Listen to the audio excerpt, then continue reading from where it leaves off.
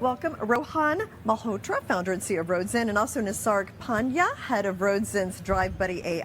And Roadzen is RDZN on the NASDAQ. And excited to have you here, back again at the New York Stock Exchange. And I know you've been doing a lot of things, particularly in India. You've had a very steady flow of press releases, a lot of announcements that you've made lately.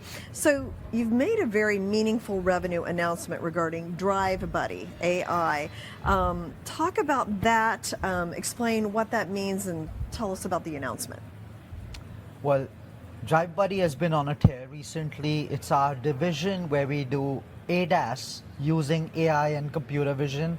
We are super excited about the technology, its adoption, and certain growth catalysts that have been hitting the market recently. One of them, we've spoken about this before, is the India AIS 184 mandate, which is expected to be mandated for commercial vehicles starting April 1, 2026, opening up a massive new market for us. We are here today to talk about some new clients we have onboarded. We won a couple of patents recently for driver drowsiness, for linking insurance premiums directly to driver behavior. And we think this is a truly exciting time to be building this company, because we think there's a $100 billion global market for mobility that is opening up for us. What kind of revenue opportunities could this be for you?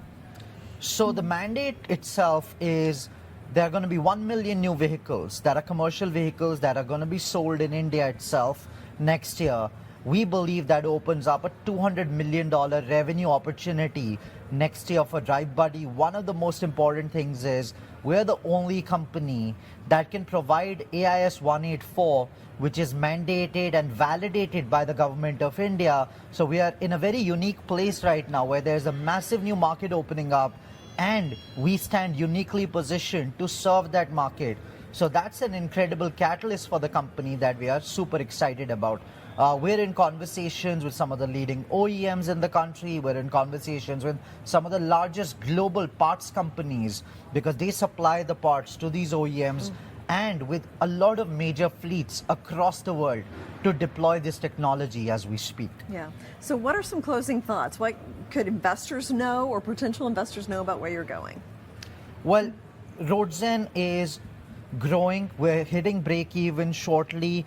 We're about to be one of the key AI companies in the world that have hit 50 million of recurring revenues and are growing towards profitability. We think there are less than a handful of companies that can deliver real AI, real world AI, and investors, we think the stock is tremendously undervalued. We trade roughly 2 times revenue multiples. Our comps may be trading at 6 to 50 times multiples. So we think there's a long way to go. As we continue to execute on our path, we're going to see a lot of growth ahead for the company. Okay. DrivebuddyAI's competitive advantages and also some marquee milestones that you've achieved recently. Do you want to elaborate on that? Sure.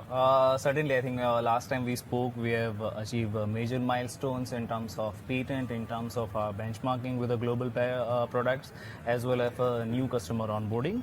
So recently, we have been awarded a patent in a driver drowsiness detection system, which is where we also got the AIS validation. So it's a kind of a double-edged advantage which we have, which shows our uniqueness in the product as well as in the technology what we have built. We have recently, with our product, we have benchmarked our product across the global product which are available doing the same thing. And we have analyzed that our latency, our approach towards reducing the accidents and helping fleet on our operations level is quite unique. And I think we are positioned well on a global market as well. The third thing which has happened is that recently we have onboarded one of the largest LPG players in India. We are working with them on setting up a command center, equipping all their fleet with our ADAS devices and multi-camera systems, and that is where we are going to help them to optimize operations and reduce accidents.